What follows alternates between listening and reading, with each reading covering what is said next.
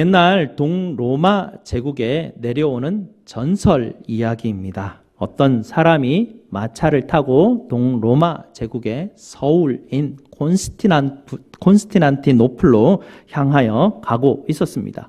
거의 성에 가까이 왔을 때인데요. 어떤 나이 많은 할머니가 손은 흔들면서 마차를 세우고 도움을 청합니다. 여보시오 젊은이, 내가 저 성까지 가야 되는데 당신이 나를 좀 태워주면 좋겠습니다 라고 그렇게 부탁을 합니다. 마음씨 착한 이 마부가 그 할머니를 마차에 태우고 계속해서 성을 향해서 가고 있습니다. 이 마부가 고개를 돌려서 자세히 할머니를 보니까 눈도 너무 무섭게 생겼고요, 코도 너무 흉측하게 생기고요, 너무나 무서운 거예요. 그래서 이 착한 마부가 할머니를 보면서 묻습니다. 할머니 누구셔요? 이렇게 물으니까 할머니가 뭐라고 대답했냐면, 나는 코로나 귀신, 나는 콜레라입니다. 당신은 콜레라 귀신이요 라고 그렇게 말합니다. 네. 콜레라 귀신이라고요? 깜짝 놀랍니다. 아니, 그러면 할머니가 우리 저 성에 들어가서 사람들을 지금 죽이려고 하는 거 아닙니까? 당장 내리십시오 라고 말하니까 그 콜레라 귀신 할머니가 이렇게 말합니다. 당신은 지금 가만히 있는 게 좋을 것이요 라고 그렇게 답하니까 막 쫄면서 막 두려워서 계속해서 그 마차를 계속 끌고 갑니다.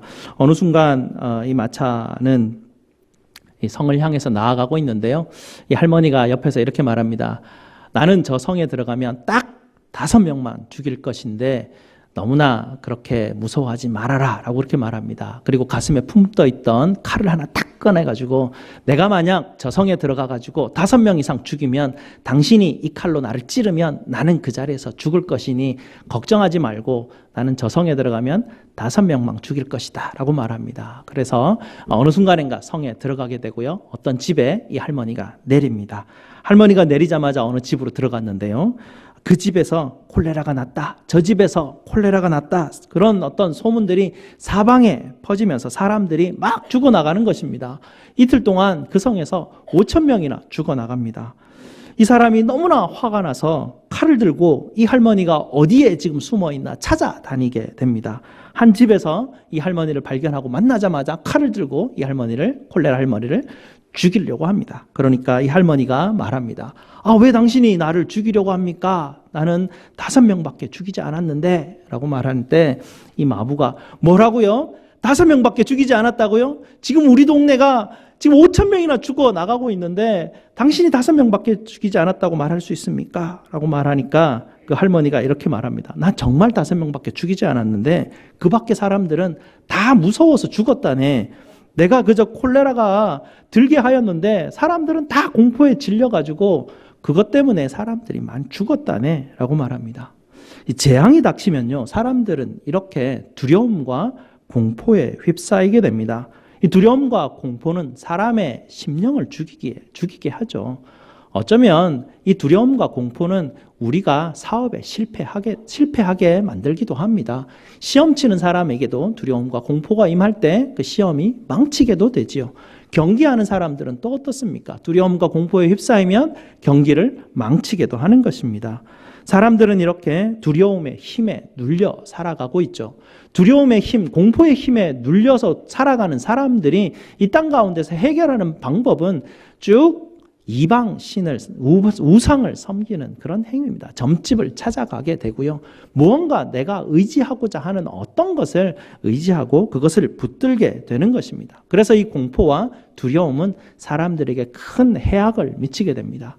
공포와 이 두려움은 하나님이 우리에게 주신 감정이기도 합니다. 이 두려움의 감정은 사실은 어떤 위험이 있으면 우리에게 알려주고 그 위험을 대비하고 조심하게 하는 좋은 감정 중에 하나인데, 이 감정이 죄악에 물들여서 공포에 사로잡히기 시작하면 우리는 그것을 정상적으로 활용할 수 없습니다. 특별히 이 두려움과 공포가 우리를 힘들게 하는 것은 무엇이냐면, 과거의 충격들, 특별히 트라우마 같은 일들이 과거에 있어서 우리를 괴롭게 하고 우리를 힘들게 하는 그 기억으로부터 시작이 되죠. 그런 트라우마가 아직도 어떤 일이 벌어질지 모르는 불확실한 미래 가운데 놓여져 있을 때 바로 이 두려움과 공포가 사람의 뇌를 마비시켜 버린다고 합니다.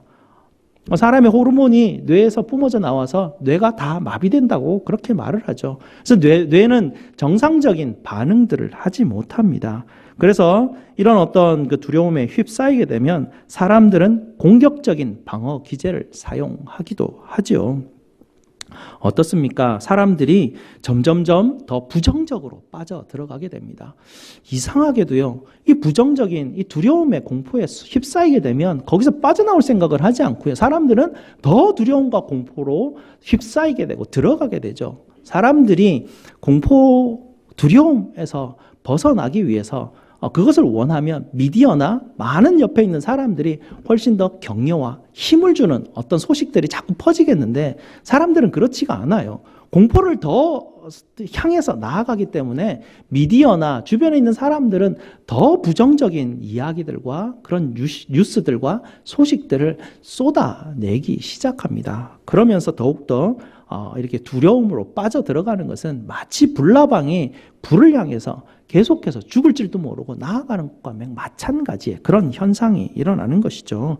우리가 코로나19 바이러스가 일어나면서 이런 현상들을 계속해서 경험하고 있습니다. 미디어는 일제히 부정적인 뉴스를 쏟아내고 사람들은 그것 때문에 공포에 계속해서 휩싸이게 되고요. 우한에 있는 우리나라 백성을, 우리나라 국민들을 어느 한 지역에 제한 조치를 취하려고 데리고 오려고 할 때 많은 사람들이 공격적인 방어 기제를 사용해서 두려움 때문에 그 사람들을 못 들어오게 길을 막고 서거나 트랙터를 들고 나오는 경우도 있었습니다. 두려움 때문에 그런 것이죠. 이런 두려움은 누가 쓰는 무기일까요? 두려움과 공포는 사단이 사용하는 그런 무기입니다. 하나님은 그런 무기를 사용하지 않으시죠. 하나님은 언제나 항상 하나님 끊임없는 사랑을 통해서 우리에게 다가오시고 우리를 다스리는 분은 하나님이십니다. 하지만 사단이 다스리는 방식은 두려움과 공포이죠. 사람들 밑바닥에 있는 두려움과 공포를 끄집어내어서 그 두려움과 공포를 틈타서 사단은 사람들을 자기 수족으로 마음대로 휘두르게 되는 것입니다. 이런 재난과 재앙이 발생하게 되면 두려움이 일어나게 되고요. 사단은 그 두려움을 통해서 생명을 경시하는 방향으로 사람들을 이끌어가게 되죠. 혐오를 조장하게 됩니다. 차별하게 만들고 배제를 만드는 그런 현상들을 만들어내죠. 신뢰를 무너뜨리고 사람들이 서로 미워하게 만듭니다. 중국에서 그런 일들이 벌어지자마자 각국의 여러 나라들은 중국 사람들 입국을 금지하였습니다. 그런 소식이 날 때쯤에 제가 샘스클럽에서 주차장에서 갑자기 코가 간질간질해가지고 재채기를 심하게 했는데 옆에 있던 백인이 굉장히 그 눈빛이 굉장히 두려운 눈빛으로 저를 쳐다보는 것을 보았습니다. 왜냐하면 제가 아시안이었거든요. 그런 일들로 사람들이 그런 뉴스 하나와 그런 정책 하나가 사람들을 혐오하게 만들고요. 사람들을 차별하게 만드는 그런 현상들이 일어나는 것이죠. 이탈리아 유명 음악 학교에서도 아시안들을 교실에 다 들어오지 못하도록 금지하는 사건들도 있었습니다. 며칠 전에 갑자기 우리나라도 이 코로나19 바이러스 환자가 급증해버리니까 이스라엘에서 우리나라 사람을 입국 금지를 시키는 그런 일도 있었죠. 물론 그 취소가 되긴 했지만요. 이런 일들을 통해서 이런 소식들이 자꾸 전해짐으로 말미암아서 이 세상에 있는 사람들은 인종차별을 하게 되고요. 어떤 한 국가의 국민이라는 이유만으로 그를 차별하고 혐오하는 일들을 그런 일들이 발생하게 되는 것입니다. 지난 1월 23일 중국 우한이라는 도시가 봉쇄되었습니다. 봉쇄 정책이 내려질 때 사람들이 겪는 그 공포와 두려움은 대단한 것입니다. 우리는 밖에 있어서 잘 모르지만 그 도시 안에서 그 봉쇄를 당하는 사람들은 이루 말할 수 없는 불안과 두려움에 휩싸이게 되죠. 하지만 그곳에 있는 그리스도인들은 두려움에 사로잡히지 않고 거리로 나왔다는 소식을 그 이후에 여러 가지 동영상과 소식들을 통해서 접해 듣게 됩니다. 그리스도인들이 노란 방호복을 입고 그들이 세계 각국 그리스도인들이 이 코로나 바이러스를 이기게 하기 위해서 마스크를 보내오고 그것을 이 그리스도인들이 사람들에게 하나씩 나누어 주는 사역을 매일매일 하고 있다는 소식들을 우리가 접하게 되는 것이죠. 그리스도인들은 이런 일들을 당할 때 두려워하는 사람들이 아니라 하나님의 사랑을 전파하는 사람들이 바로 그리스도인들입니다. 재앙이 닥칠 때 그리스도인들은 두려움에 휩싸이지 않습니다. 재앙이 닥칠 때 사단은 그리스도인들을 자기의 일꾼으로 사용할 수 없습니다. 왜 그렇습니까? 오늘 말씀 때문에 그렇죠. 오늘 말씀 1절이 뭐라고 말을 합니까? 그리스도인들, 하나님의 백성들은 지존자의 은밀한 곳에 거주하는 사람들이고 전능자의 이 그늘인데요. 밑에 쭉 보게 되면 날개 그늘 아래 거하는 거기서 사는 자라고 합니다. 굉장히 시적인 표현인데요. 무엇을 이야기하냐면 이스라엘 백성들이 하나님께서 성막을 지으라 하셨을 때 그 성막 지성소 언약궤 위에 씌운 자를 묘사하는 시적으로 이렇게 묘사하는 장면입니다. 하나님이 이 땅 가운데 임재하는 장소라는 이야기죠. 하나님이 다스리는 장소입니다. 하나님이 그 씌운 자 위에 보면요. 그 그룹이 천사가 날개를 이렇게 펼쳐가지고 그 씌운 자를 감싸 안고 있습니다. 그 날개 그늘 아래 거하는 자, 하나님의 보호하심 아래 있는 자가 두려움이 없다는 것입니다. 왜 그렇습니까? 2절 말씀이 그렇게 말하죠. 그 하나님이 나의 피난처시고 나의 요새이시고 내가 의뢰하는 하나님이시기 때문에 두려움이 없다라고 고백하는 이 고백이 그리스도인들의 고백이기 때문에 그리스도인들은 재난과 재앙의 상황 가운데 두려워하지 않는다라는 것입니다.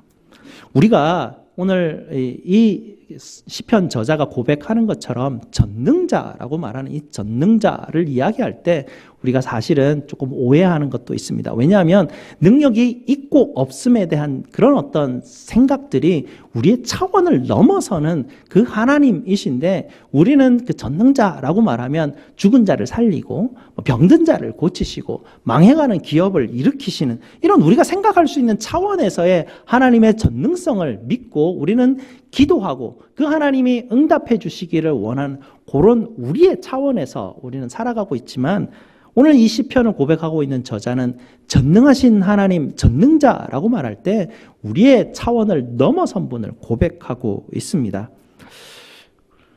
우리가 볼 때 약한 것임에도 불구하고 하나님은 그 약한 것을 통해서 강하게 하시는 분이십니다. 우리 차원을 넘어서는 것이죠. 우리가 볼 때에 실패하는 것인데라고 생각할 수 있는 것인데 그 실패를 하나님은 승리로 바꾸시는 것입니다. 그것이 바로 십자가의 사건입니다. 십자가 속에서 전능자의 모습, 우리가 상상할 수 없는 차원 넘어서 있는 전능자의 모습을 우리에게 보여주셨습니다.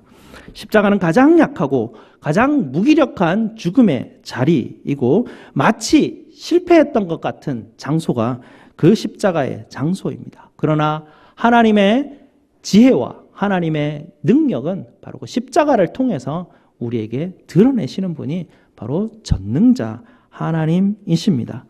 하나님의 전능성은 이렇게 우리가 상상할 수 없고 우리가 기대도 할 수 없는 우리가 알 수 없는 정말 하나님의 놀라운 역사를 통해서 하나님의 선하심을 이루어 가시는 것이 바로 하나님이십니다.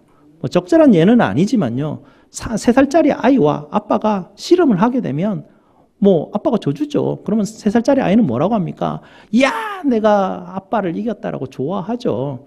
그런 차원에서 우리가 하나님을 만나는 것이 아닙니다. 하나님은 그 3살짜리 아이를 대하는 아빠처럼 훨씬 넘어서서 그 아이를 돌보고 있는 분이 아버지입니다. 우리는 이런 전능하신 하나님을 신뢰하고 의뢰하는 그리스도인들입니다. 고대 사람들은 지금을 살아가는 우리보다 훨씬 더 두려움과 공포를 경험하고 살았습니다. 당시에는 전염병이 돌면 한 마을이 그냥 쑥대밭이 됩니다. 방법이 없죠. 전쟁이 일어나면 한 마을이 쑥대밭이 됩니다. 죽지 않으면 다 포로로 노예로 다 끌려가는 죽지 못하는 그런 삶을 살아가는 것이 고대인들의 삶이었습니다. 그런 고대인들에게 하나님께서는 놀라운 복음을 말씀해 주시죠. 그들을 이집트에서 건져내시고 그들이 더 이상 두려워하지 않는 백성으로 하나님을 그들을 훈련을 시키셨습니다. 그래서 오늘 2절 이하부터 계속해서 고백하는 것이 무엇입니까? 그들이 두려워하는 모든 사건들을 다 나열을 합니다. 새가 사냥꾼의 올무에 사로잡혀 있는 이런 벗어나지 못하는 이런 상황도 설명을 하고요. 심한 전염병도 이야기하고 밤에 찾아오는 공포들, 낮에 쏟아지는 화살들, 수많은 재앙들, 전쟁들을 떠올리면서 이 시편 저자가 뭐라고 고백하고 있습니까? 6절 마지막에 재앙을 두려워하지 아니하리로다 라고 그렇게 고백을 합니다. 재앙이 사라졌기 때문에 이런 고백을 하는 것입니까? 아닙니다. 여전히 내 가족이 아픈 가운데 있고 언제 죽을지도 모르는 그런 가운데 있지만 나는 이 두려움 가운데 사로잡히지 않겠다라고 그렇게 고백하는 것입니까? 고백하는 것입니다. 왜냐하면 11절 때문에 그렇습니다. 10절에 화가 내게 미치지 못하며 재앙이 내 장막을 가까이 못하게 하리니 그가 너를 위하여 그의 천사들을 명령하사 내 모든 길에서 너를 지키게 하시겠다라는 이 말씀 믿고 의지하기 때문에 어떤 상황 가운데서도 그리스도인은, 하나님의 백성은 두려워하지 않습니다. 이것이 그리스도인들에게 주신 하나님의 은혜입니다. 우리는 지금 닥쳐진 당장의 일들이 해결되기를 원하지만 그것이 우리를 불안하게 만들고 우리를 두렵게 만드는 원인이 되지만 그럼에도 불구하고 하나님이 나의 힘이시고 나의 방패이시고 나의 산성이심을 믿고 신뢰하면서 나는 세상에 던져진 자가 아니라 나는 전능자의 날개 그늘 아래 거하는 자고 그곳에 사는 자이고 하나님이 나를 지키시고 나를 보호하시기 때문에 두려움이 나를 더 이상 엄습하지 못하고 사단이 더 이상 두려움을 통해서 나를 다스리지 못한다는 것을 선포하는 자들이 바로 그리스도인들입니다. 하나님이 생명의 근원이십니다. 하나님이 만복의 근원이십니다. 우리는 그분을 신앙하는 것이죠. 죽음이 우리를 죽게 할 수 없습니다. 재앙들이 그리스도인들을 넘어설 수 없습니다. 왜냐하면 11절 말씀 때문에 그렇습니다. 하나님이 우리를 위하시기 때문이고 하나님이 천사를 명령하시기 때문이고 모든 우리가 가는 길에서 그 천사들을 우리에게 보내셔서 우리를 지키시고 돌보시기 때문에 그렇습니다. 그래서 우리는 두려움에 휩싸이지 않습니다. 죽음이 올지라도 그 죽음이 나를 죽게 할 수 없다라는 것을 굳게 확신하고 믿기 때문에 그렇습니다. 내게 재앙이 닥치고 내가 화가 닥치고 내가 망하는 상황이 있을지라도 망하지 않습니다. 왜냐하면 하나님이 만복의 근원이시기 때문에 그렇고 하나님이 자기 백성들을 복의 근원 삼으시겠다는 약속이 여전히 내게 주어져 있기 때문에 앞으로 어떻게 될지 하나님의 인도하심을 우리는 확신하고 있기 때문에 지금 현재 내가 망하는 길에 서 있을지라도 나는 망하지 않는다라는 굳건한 확신이 있기 때문에 두려움이 나를 엄습하지 못합니다. 사단은 우리를 어떻게든 두렵게 만들고 어떻게든 우리를 공포스럽게 만들고 어떻게든 절망하고 우리를 쫄게 만들어서 하나님으로부터 떠나서 세상에 어떤 것을 자꾸 붙들려고 하는 그런 하나님을 떠나게 만드려고 그렇게 사단이 그렇게 우리를 작당하지만 우리는 그렇지 않습니다. 하나님께서 우리를 위하시고 하나님이 천사를 보내시고 우리가 가는 모든 길에서 우리를 지키시기 때문에 그렇습니다. 세상을 두렵게 하고 있는 코로나19 사태가 우리는 왜 벌어지고 있는지 우리는 알 수 없습니다. 우리가 하나님의 심판자의 자리에서 저것은 어떤 이유 때문에 바로 저런 바이러스가 지금 일어나고 있는 거야 라고 우리는 말할 위치에 있지 않다라는 것입니다. 이런 일들이 과거부터 많이 일어났었습니다. 로마에서 화재가 일어났었을 때 과거에 그 로마에서 화재의 이유를 유대인들의 죄로 사람들이 지목하게 되고 저들의 죄 때문에 우리 이 로마가 불이 탔다 해서 로마인들을 다 좀 진멸시켜버렸죠. 그런 일들이 역사 속에서 많이 일어났습니다. 중세 시대에도 어떤 도시에 화가 임하면 돌아다니는 집시들을 탓을 하게 됩니다. 저 집시들의 죄 때문에 우리 이 도시에 이런 화가 미쳤다고 집시들을 다 잡아들여서 죽여버립니다. 동네에 무슨 일이 생기면 어떤 여인들에게, 힘없는 여인들에게 저가 마녀기 때문에, 저 마녀 때문에 우리 동네에 이런 일이 일어났다고 해서 마녀를 불에 태워 죽여버립니다. 일본의 관동 대지진이 일어났을 때 일본 사람들이 저 조선인들 때문에 우리나라가 이런 재앙이 임했다고 조선인들을 다 죽이지 않았습니까? 지금도 이 코로나 사태가 일어나니까 사람들이 어떻게 합니까? 우리 어떤 목사님들이 이렇게 말하죠. 우한에 있는 사람들이 교회를 핍박해서 이런 저주가 그곳에 임했다라고 그렇게 우리는 이해하게 됩니다. 아마 옛날 같았으면 우한에 쳐들어가서 우한 사람들 진멸시켰을 것입니다. 그렇게 차별과 혐오는 무서운 일이죠. 만약에 그렇다면 지금 대구에서, 경북에서 지금 창궐하고 있는 이 일들을 우리는 어떻게 설명을 해야 됩니까? 그들도 다 진멸해야 됩니까? 재난의 이유는 우리는 알 수가 없습니다. 다만 그리스도인들에게 맡겨진 것은 여전히 이 자리에서, 현장에서 이웃을 사랑하라는 명령, 예수 그리스도의 그 명령 하나 붙들고 우리는 지역사회 속에서 이웃의 사랑을 전하고 이웃을 치유하는 역할들을 우리는 담당해야 되는 것입니다. 세상이 남 탓을 하고 세상이 혐오와 배제를 만들어내는 사단의 일에 동참할 때 우리는 아니요 라고 말하면서 그것을 대적하고 두려움을 대적하고 서서 예수께서 우리에게 맡기신 이 일들을 우리는 하나씩 감당해야 합니다. 예수님 시대에 로마 여러 황제들이 다스리고 있었죠. 끔찍한 네로 황제 압제 아래서도 그리스도인들은 두려움에 휩싸이지 않았습니다. 여전히 그들은 예배로 모였고요. 여전히 그들은 이웃을 사랑하는 그 말씀을 실천했습니다. 교회는 늘 세상 가운데서 핍박받는 위치에 있었을 때 교회는 힘을 발휘하였습니다. 교회가 로마 황제의 칙령이 발표되고 교회가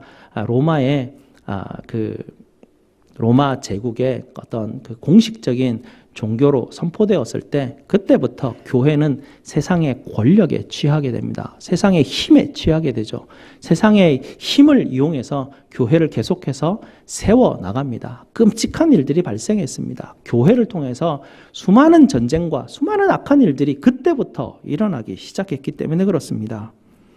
교회가 십자가의 능력을 잃어버렸을 때 교회는 참으로 끔찍한 악의 집단으로 변화되고 말았습니다. 그리스도인들은 혐오를 만들어내지 않고 그리스도인들은 세상의 힘에 의지하지 않습니다. 그리스도인들은 십자가의 능력을 의지하고 그리스도인들은 이웃을 사랑하고 이웃을 공격적으로 대하는 것이 아니라 희생하는 사랑으로 서 있게 되죠. 왜냐하면 하나님이 우리를 지키신다라는 굳건한 신뢰가 있기 때문에 그렇습니다. 우리가 예수 믿는 이유는 예수님이 나를 죽기까지 사랑해 주셨기 때문에 그렇습니다. 예수님의 사랑은요, 철저히 희생적이셨습니다. 예수님은 이 세상을 뒤집어 엎어서 나의 백성들이 이 세상 가운데 떵떵거리며 권력을 누리며 삶을 살아가는 그런 나라 세우시겠다고 이 땅에 오시지 않으셨습니다. 예수님은 철저히 희생적인 사랑으로 우리에게 보여주셨습니다. 예수님의 제자들은 순교의 길을 가는 사람들이었지 혁명가의 길을 가는 사람들이 아니었습니다. 교회는 순교자의 피 위에 서 있지 정치적인 권력과 군대의 힘 위에 서 있지 않습니다. 신천지라는 이단이요, 한참 전에 어떤 한 방송사에서 신천지가 이단이라고 방송을 했습니다. 그들이 10,000명 이상의 사람들이 동원이 돼서 그 방송국을 둘러싸고 며칠 동안 데모를 합니다. 사과해라! 라고 데모를 합니다. 왜 그렇습니까? 두렵기 때문에 그렇습니다. 자기들의 그 존재 자체가 무너질까봐 두려우니까 힘을 사용하는 것이죠. 이 두려움이 있을 때는 사람들이 공격적인 자기 방어 기제가 발동하게 되는 것입니다. 하지만 교회가 핍박을 당할 때 성도들은 어떻게 합니까?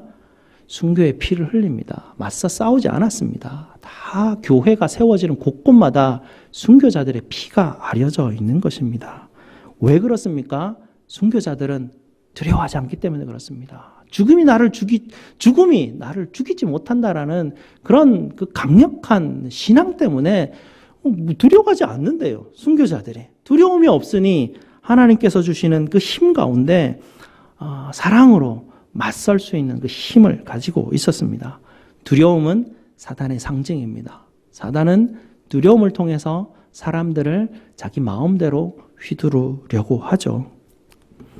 코로나19 바이러스로 인해서 전 세계 사람들이 고통 가운데 있습니다.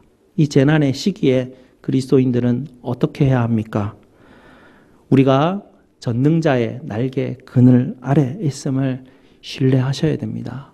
두려움과 맞서 싸우셔야 됩니다. 차별과 혐오가 아니라 관용과 사랑으로 함께 서로 연대하여서 우리가 이 재난을 앞에 서서 함께 극복해 나가야 되는 것이죠. 그리고 우리가 여러 나라에서 일어나고 있는, 특별히 중국에서 일어나고 있는 확진자들, 또 우리나라 대구와 경북에서 많이 지금 일어나고 있는 확진자들, 일본에서 많이 일어나고 세계 각국에서 많이 일어난 이 병으로 인한 확진자들을 위해서 우리가 기도해야 합니다. 그리고 교회들을 위해서 기도해야 됩니다. 교회들이 이 사태로 인해서 함께 지금 모이지 못하고 있습니다. 각자 집에서 방송으로 예배할 수밖에 없는 안타까운 상황들이 우리 앞에 놓여져 있습니다. 하나님 교회들을 지켜주시고 성도들이 두려워하지 않게 하시고 하나님 이 재난의 때 우리가 더욱더 합력해서 하나님께서 주신 은혜 가운데 서게 하시옵소서, 힘 가운데 서게 하시옵소서. 우리가 기도해야 되는 것이죠. 위축된 경제가 있습니다. 이것 때문에 하루 벌어 하루 먹고 사는 사람들, 한 달 벌어서 한 달 페이먼 하고 사는 한국에 있는 많은 사람들이 있습니다. 이것 때문에 많이 힘듭니다. 경제적으로 하나님 이 세상이 지금 많이 힘들어져 가고 있습니다. 주님 회복시켜 주시옵소서. 우리가 그것을 위해서도 기도해야 됩니다.